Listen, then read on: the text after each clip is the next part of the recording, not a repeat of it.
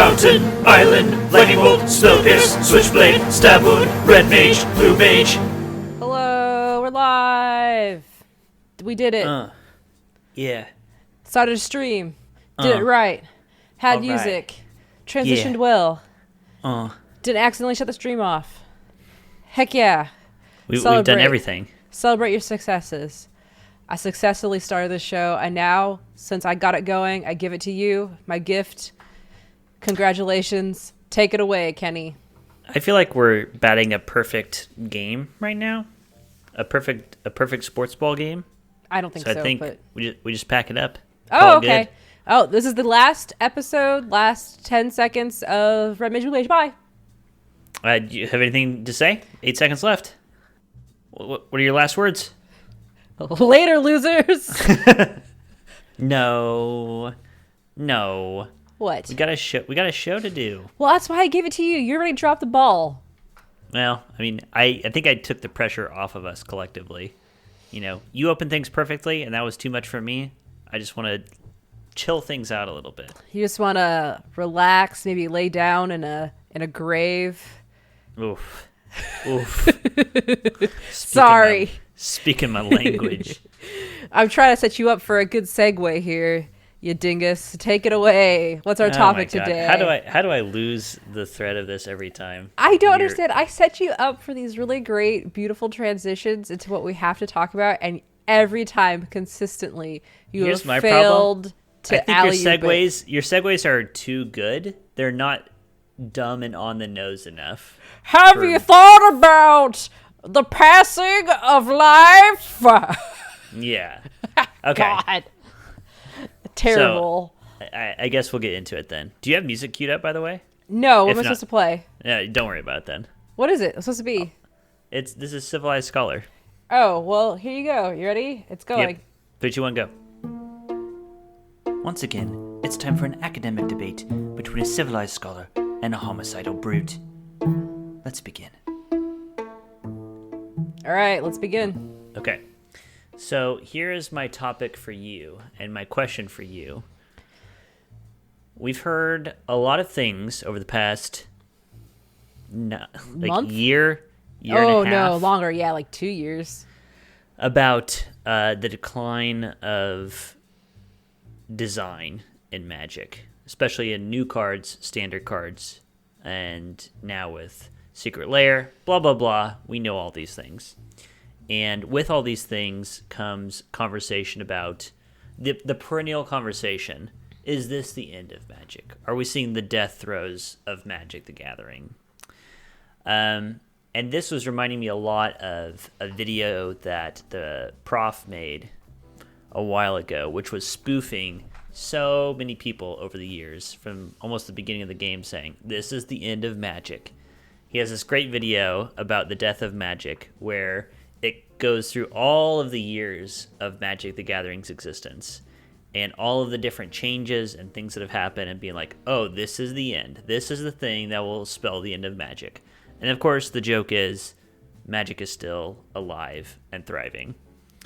So my question to you, Amber, and to you, dear listener, dear viewer, dear Twitcher, is what could actually spell the end of Magic?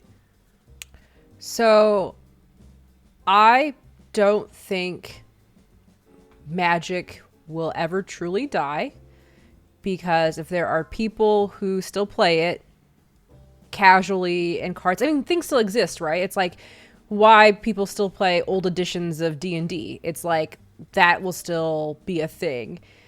I think obviously it's evolving. I think what people are afraid of is the death of Magic that they are used to. And so, yeah, we've seen this evolution change where things are starting to go into digital. And then also whatever corporate stuff that's going on behind the scenes that we don't know that is affecting development and affecting the design of cards.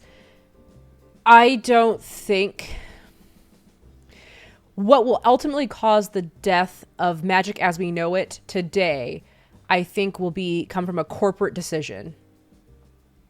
What they actually do with Magic. I think they're at a crucial point right now of making a hard decision on what they need to do as far as restructuring and rethinking how they put product to market.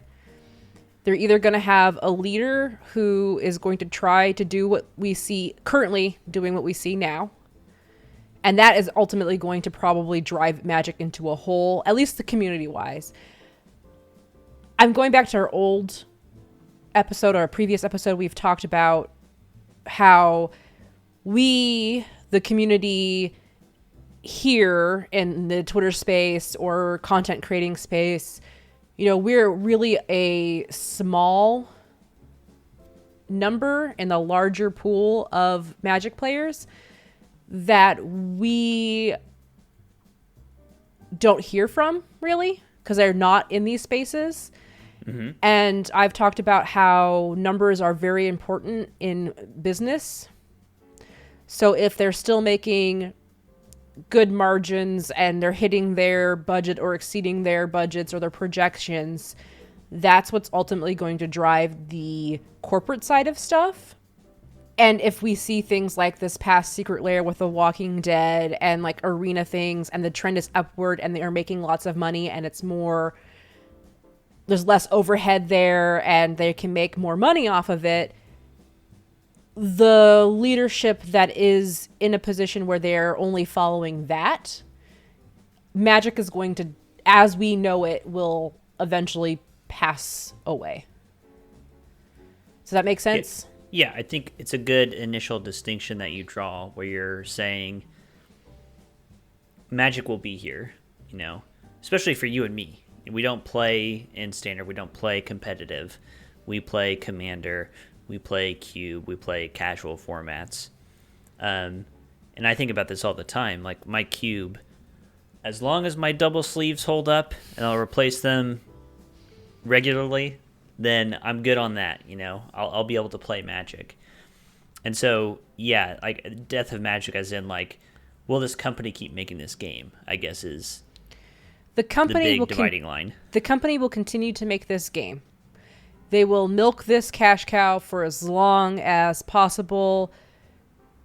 That's the question, right? How long? Like, what could happen that would stop that? What could happen? Yeah. I mean, if people it's just a whole shift. If it's just a whole shift in what people are wanting to play, the mindset of how we game or the arenas in which we play, that I think could change. But this game is a game that's lasted already 25 years. Mm-hmm. And I've got, hopefully, knock on wood, a good 50 more going for my life potentially. Yeah. Which means I can pass this on to kids and children and other generations. So, and I think it's inherently a game that is fun to play. I don't think in our lifetime we're going to ever see it completely just not being... Die. Nothing that is Magic the Gathering branded just die out. I don't think. It might morph. Yeah. I think one of the big advantages that this game has is it is, as far as the setting goes, it is generic enough, Yeah. Like, I look at Yu-Gi-Oh! Or Pokemon, like, these are very popular card games, obviously, but they have very specific settings built Properties, into them. yes. And Magic is like, A, just general high fantasy, and B, built into it is we could go to any world that we want to. So it can change and adapt very easily. And you don't have to keep it high fantasy. You don't. You could strip the magic out of Magic the Gathering, and as long as you have the core game, core mechanics, you could reskin it to be anything. So when I say Magic the Gathering, maybe the name might die off, but if this company's smart, they obviously have IP around the actual game design, right? Like that's a thing that exists, the engine itself. There's an IP to that. They will hold on to that IP forever. I mean look at about Disney, like, right, and copyright with Disney. I mean, it's one of the things that Wizards themselves have said in relation to the Secret Lair of the Walking Dead. One of the things they put out is like, look, our game engine is so flexible that it's very easy to make cards that are about people living in a post-apocalyptic world with zombies, just humans with guns and stuff. You can take mana and tapping and attacking and blocking and planeswalkers or whatever you want, and it's very easy to take the Magic engine and apply it to some other right. world For instance, or some other setting. For instance, like right away from my mind, it's like if you want to do poison counters, that could be bullet wounds. Yeah, totally. You know, that's pretty easy translation right there. So Magic will never die. Maybe like 500 years from now, but as I'm very cynical about corporations. Oh yeah, totally.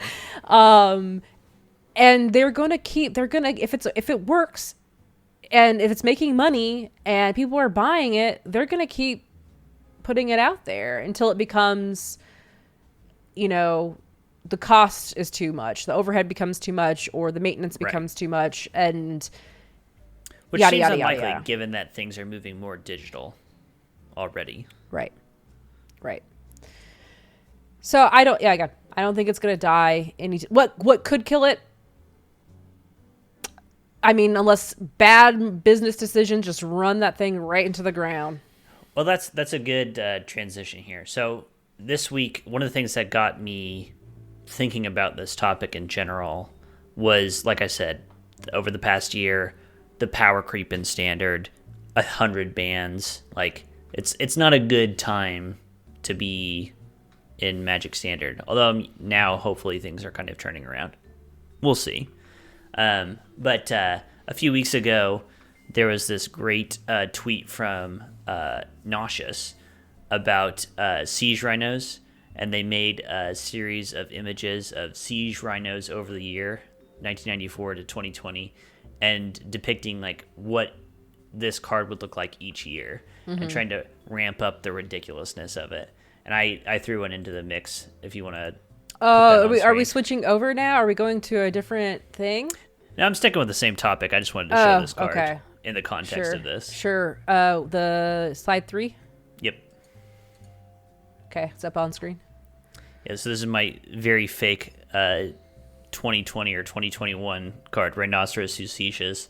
So this is a made-up card by me. This is 1 green, black, white, a legendary creature, a Rhino Avatar, a 6/6. Rhinoceros Hucetius has the creature abilities, all of them. When it enters the battlefield, draw a card, then draw a card. Whenever you draw a card, you may draw a card. One of the things I loved about the original tweet thread is that Nauseous's original, the most ridiculous version on their thread, they even said this might not even be playable. And this one, like, it replaces its mana. It's a huge body on a cheap creature. Like, this is kind of weird. This is like the Omnath territory in my mind. But the question that this brings to my mind, and I want to see what you think about this as well, do you think power creep has the potential to kill this game?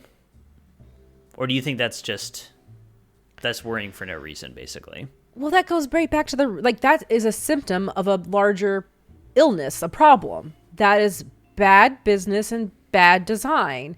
So, yeah, power creep is a problem, but I think it would just be a symptom of what I talked about, where it's like you have someone who is going, get these cards out the door. We don't have time to test this. We're gonna sell these cards. Make it foil. Make them shiny. 5 color. Put them all on there. Press them in gold foil. Let's get it embossed. Let's do letterpress. I want cards that make me feel like a millionaire. That kind of shit. Like a millionaire. Yeah, I'm gonna be a millionaire with all these cards. They're gonna sell them. They're gonna buy them. They're gonna resell them, and we're gonna keep making that money. But yeah, the power creep problem it's a legit It is a problem. It is a problem. It is a symptom of the illness of bad decision, not taking care, not play testing, not giving the amount of time that a R&D team truly needs to vet Test these out cards. vet out their design choices and test these cards and make sure they're not making broken freaking rhinoceros. Yeah. I think as well, like, I'm torn on this because I think the power problem, like you're saying, is actually a problem.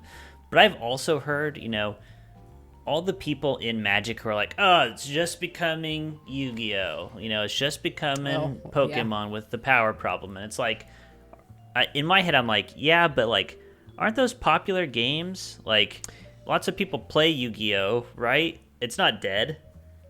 I can't speak to the Yu-Gi-Oh! Or Pokemon world.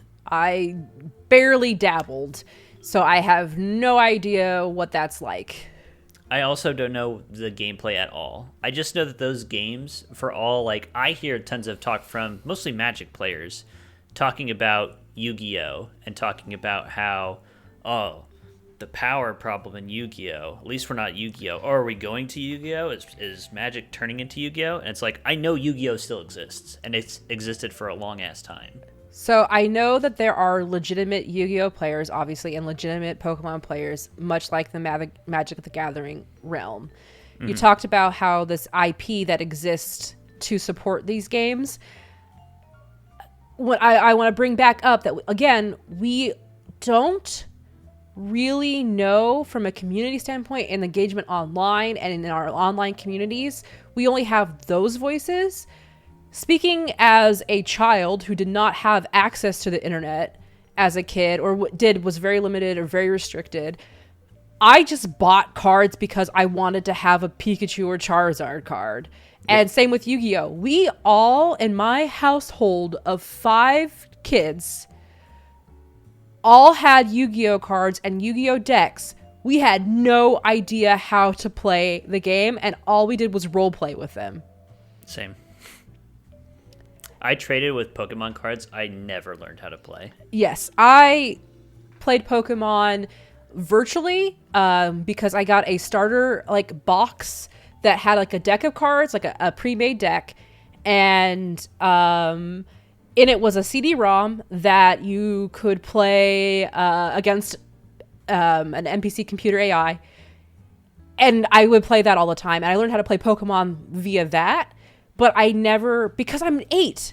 Yeah, Mom's doesn't have time. My mom's a single mom. She's not going to have time to drive me to the local game shop, and she's not going to leave me there as an 8-year-old to play Pokemon with a bunch of adults who are playing this game legitimately and seriously.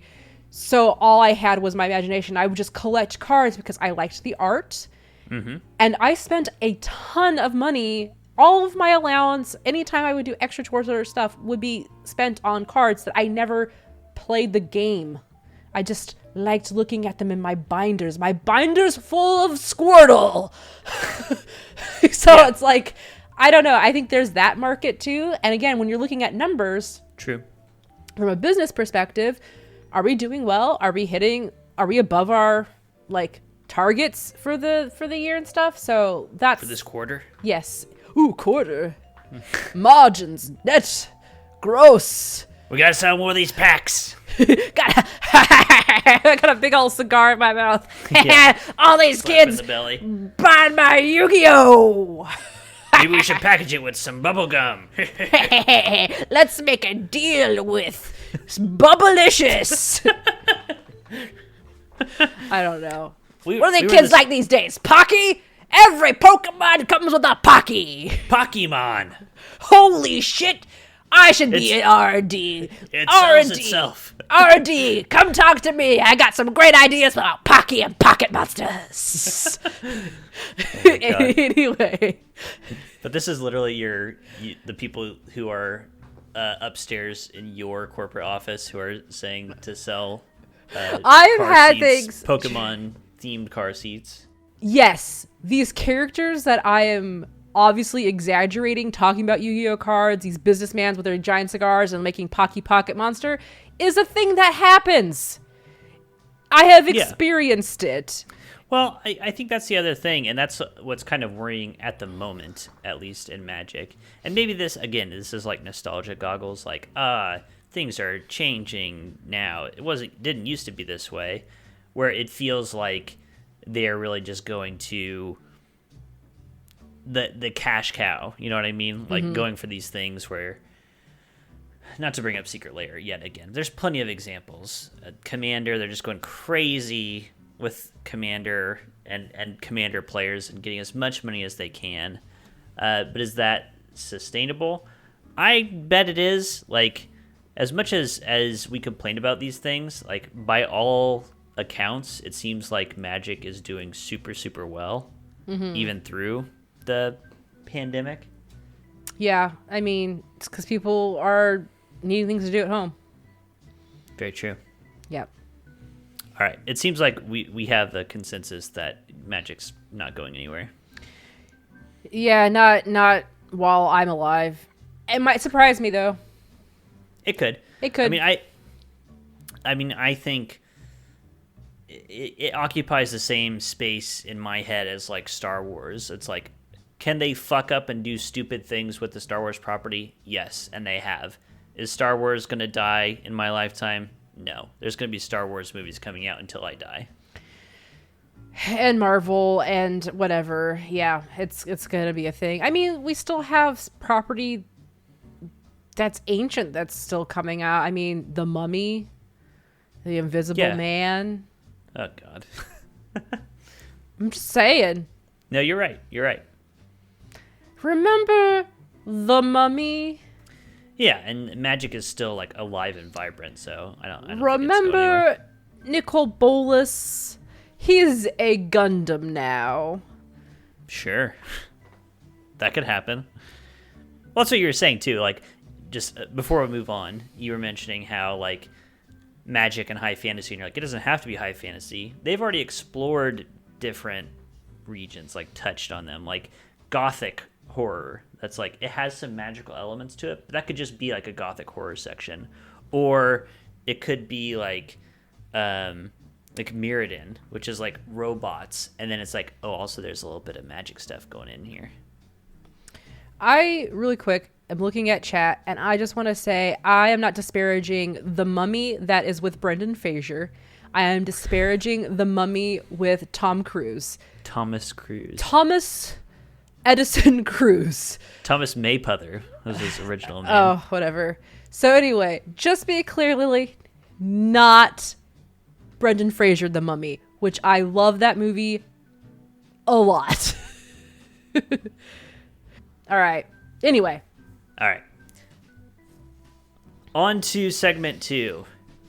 Cue the music. Wait, I don't know what music. We're designing cards. Is that a car? I don't have that music. Oh, do you want me to make the? Do you want me to do? Do it. Sing it. Sing it. Do. Design a card. Do. Son of a bitch. Do. Thank you. Beautiful. So, do you want me to change what's up here, or go to the next card? Okay, next card. Okay, so in the same vein of that thread of siege rhinos through the ages, I also made this fake card, which I jokingly called a Secret Lair tie-in with The Mandalorian. So this fake card that I made is Razor Crest Sea Ship for green, black, white. It is a legendary artifact vehicle. It's a 6/6 flying trample lifelink, has crew 2. When it enters the battlefield or becomes tapped, draw a card, then add green, black, white.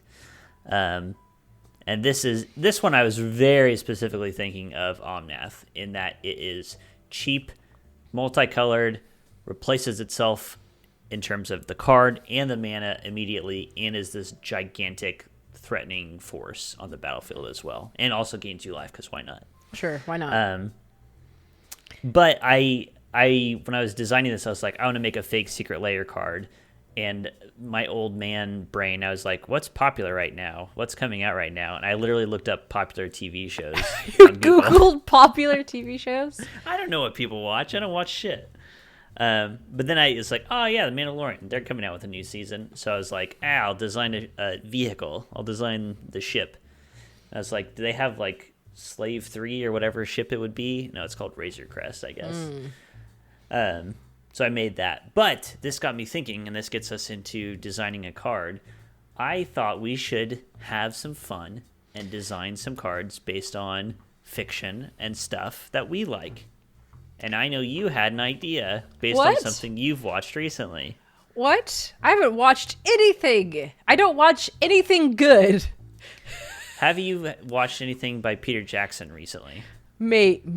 Possibly. Might have been watching the Hobbit trilogy. How's that been?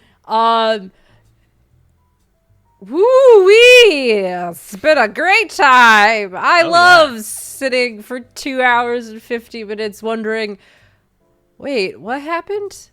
Who did they just talk to? Oh, we're fighting again. Don't worry about it. Just watch the elf jump, Amber. Legolas was in The Hobbit, remember? He was in The Hobbit. He was not in The Hobbit. It's not been going great. It's funny to me because you've been enjoying it. I enjoy watching trash, and it has been trash since magic is trending trash. I thought maybe it'd be funny to have some Secret Lair, Lord of the Rings, Hobbit, specifically Hobbit. Let's do Hobbit because it's a funny one. Yeah. So yeah, the Hobbit would be a funny thing to see in cards. I want one that is a vehicle that's just a barrel. And it's called Is that the name of it? Barrel. Just a barrel. Barrel. And you can cram as many dwarves as you want into barrel. Is this an artifact? Is it a vehicle? It's a legendary artifact vehicle. Barrel. Elf barrel. And then it's I don't know, it doesn't have anything good about it other than you can put as many dwarfs in it as you want. Because in the movie, they start out with like 13 barrels, but during their like dark ride, log flume, shoot 'em up scene that goes on for 7 fucking minutes, they keep destroying barrels or falling out of barrels or barrels get lost, but always a dwarf ends up back in a barrel. So it's a legendary artifact, Rivendell barrel. Put dwarfs in it. Maybe it's like when this artifact is destroyed, create a copy of it with yes, a dwarf exactly. inside. Yes, immediately has a dwarf. When you put it into play, it's a living weapon. 13 dwarves immediately. But they can't attack or block. But they can't attack or block while they're in the barrel. That's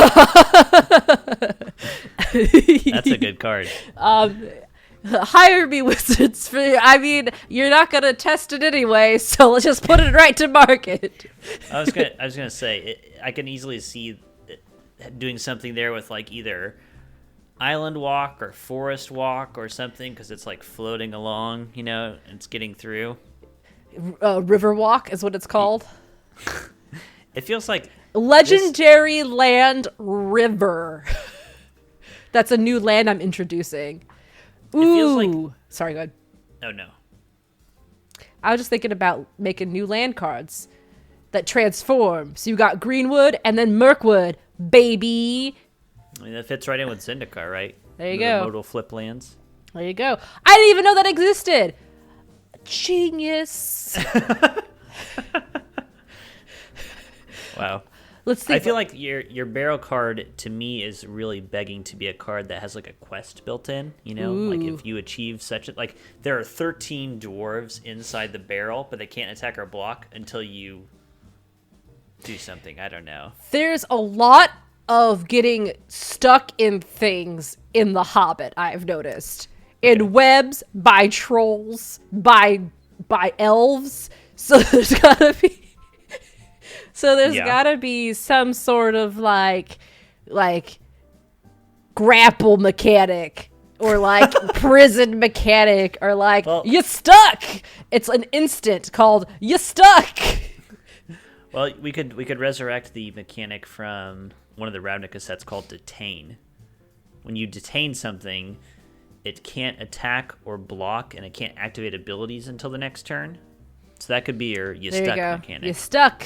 Is detain. There gotta be lots of spiders. So spiders. Sure. If you have Mirkwood, you immediately get 20 spiders that are useless. And you have to have a special ring card that you can hear the spiders talk. Because there's gonna be. Is it the ring that does that? Well, he put the ring on, and then he could hear the spiders talking. Wow. In The Hobbit. Was that the movie? That's not in the book, is it? I don't fucking know. It was in the movie. Although, to be fair, The Hobbit, the book, like, the ring is totally different than it is in Lord of the Rings, so who knows? Yeah, I'm trying to think about... I made my Razor Crest card, even though it has nothing to do with the actual vehicle that it's attached to. The only thing I was thinking of was, I think it'd be fun to make some Bloodborne or Dark Souls magic cards. That's the thing. I'm going to harp... I was going to say I'm not going to harp on it, but I am. I'm going to harp on Walking Dead a little bit more. Okay. There's so many cool properties that would be like a perfect fit for Magic the Gathering, and Walking Dead is just not one of them. You're right that the mechanics can be used in any kind of setting, doesn't really matter, but it's so easy. There's so many things out there. If you brought Zelda into Magic the Gathering, that's great. Yeah. Who cares? That's fine. Walking Dead doesn't really make sense. But I mean, I remember when Innistrad was first being spoiled, and it's like, I love Bloodborne. This just looks like Bloodborne, you know? Yeah. This is awesome. So I'm trying to think of what I would want to see. I want to see an Eileen the Crow, a legendary creature, and I'm trying to think of what it should do. I don't know Bloodborne. So her whole deal is she is the hunter of hunters, right? So the hunters in Bloodborne are hunting down beasts, and eventually they go blood crazy, and there's Eileen, the hunter of hunters, who puts them down. She has her Blades of Mercy. She hunts blood-crazed hunters. So maybe if she could, like, sacrifice other humans or something like that. Yes. And then get a blood counter.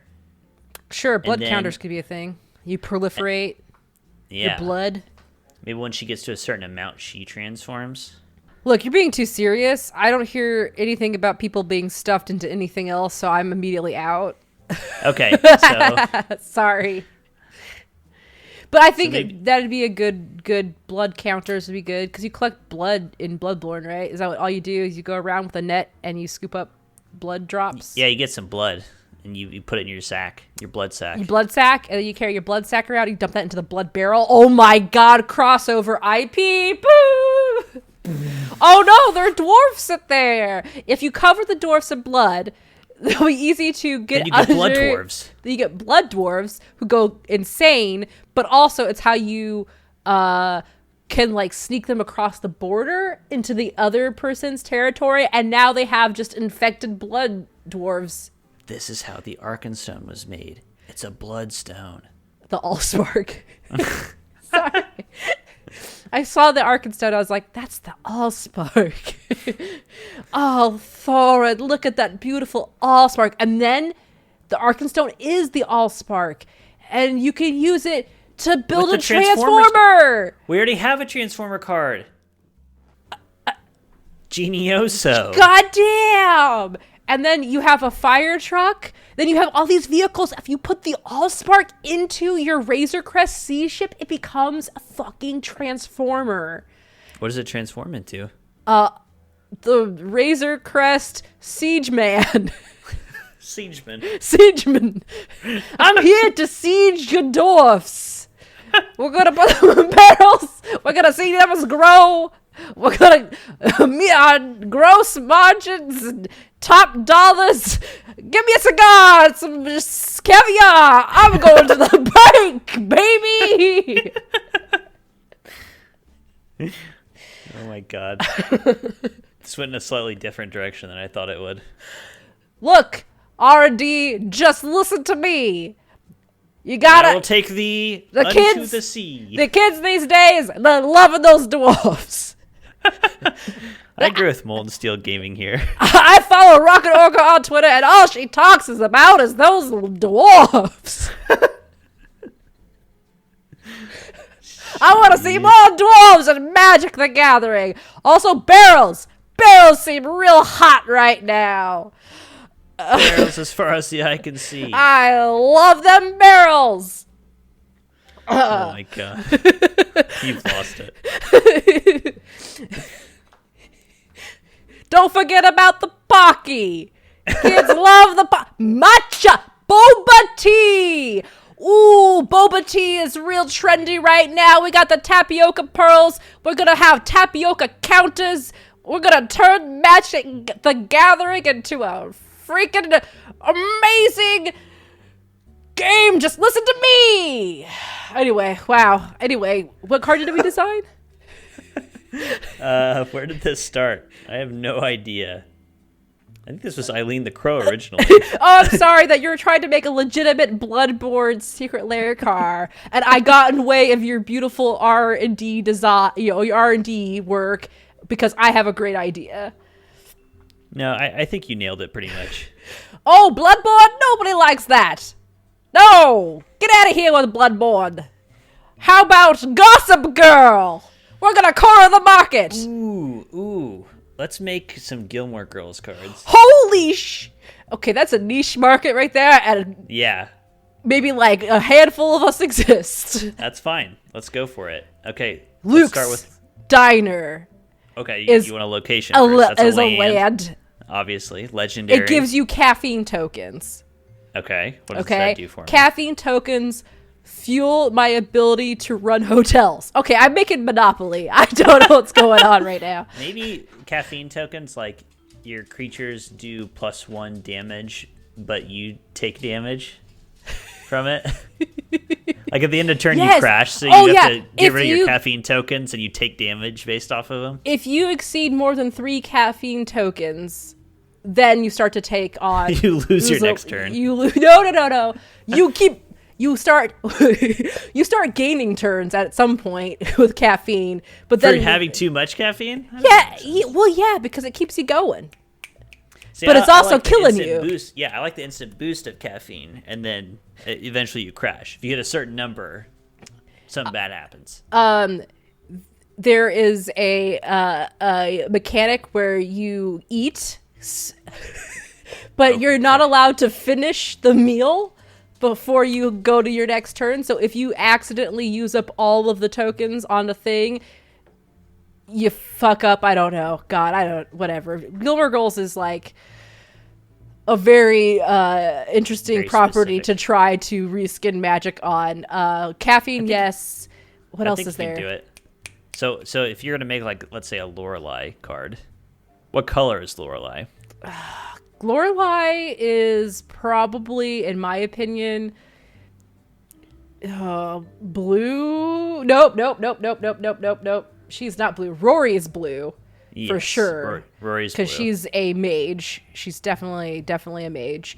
Lorelei is probably like, what's the most annoying color? Like, she has Red, to be probably. like white black.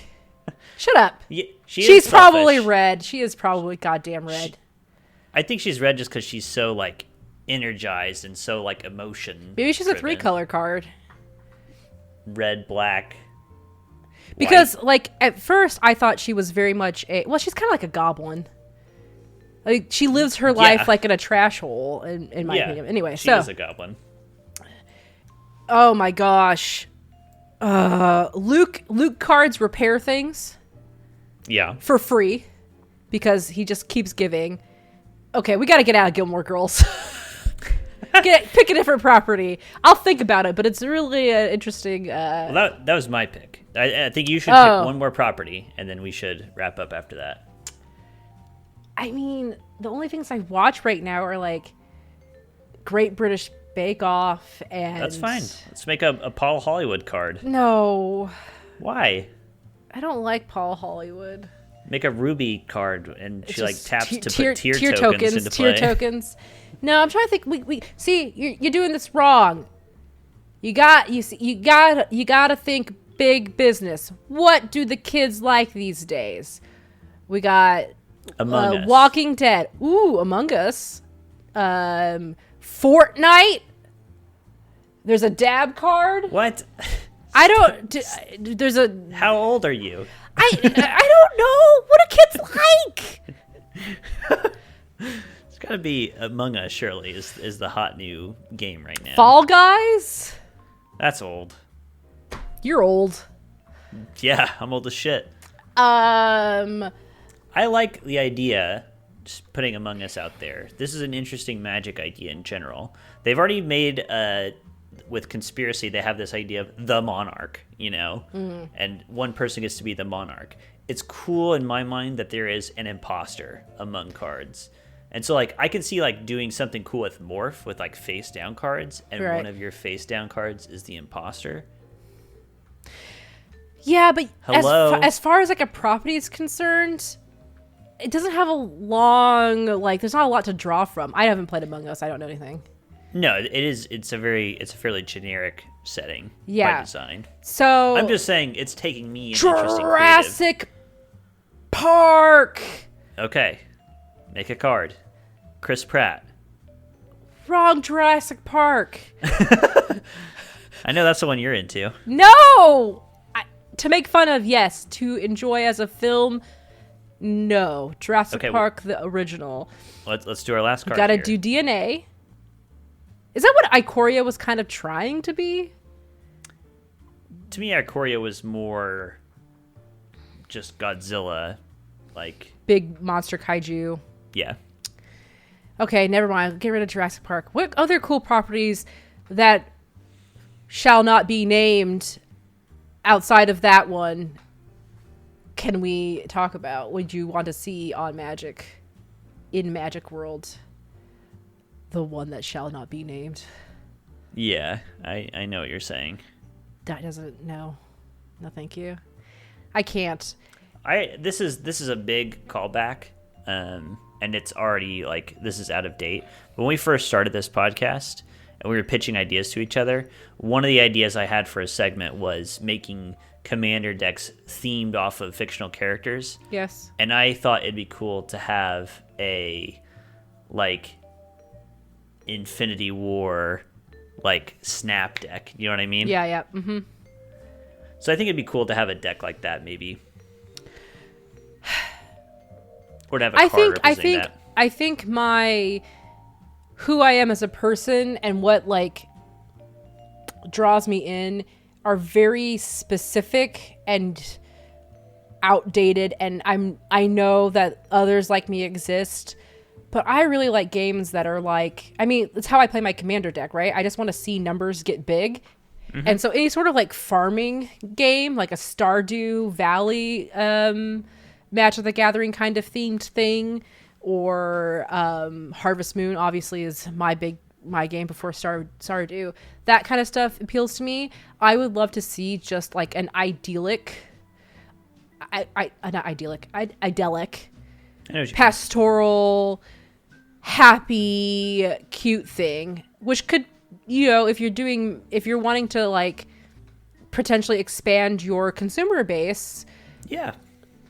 Make an Animal Crossing people who Magic card. Yeah, like an Animal Crossing, or like the softer stuff that's very kid friendly, so you don't have to worry about kids seeing cards that will scare them art wise and imprint on their head in a way. It's kind of like that Magic Junior we talked about. Mm-hmm. Again, going back to, I'm getting kind of serious now. I would love to see stuff like that. I know they did a My Little Pony one, but it's not legal. And it's just this one card, these few cards. But I think what's kind of making me sad is, instead of exploring those opportunities, instead they are catering to people who like The Last of Us, or not The Last of Us.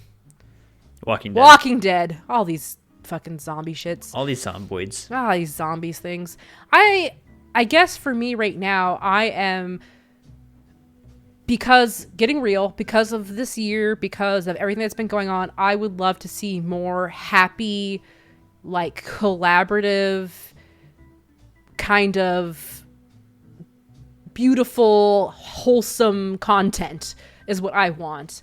And I don't want to keep thinking about apocalypse. Yeah.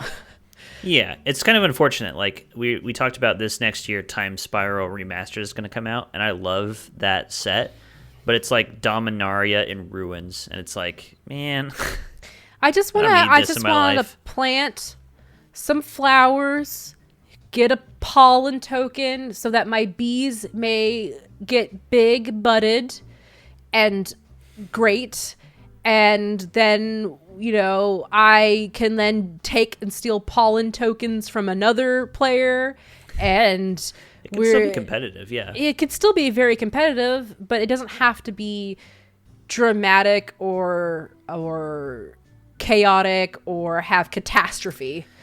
Yeah, I used to be like, I love Dominion. I love the game engine of Dominion. But I remember the first few times playing it being like, this game's cool, but I don't like just like putting down farms and villages and like all this like just nonsense medieval huts and things. I want to fight somebody.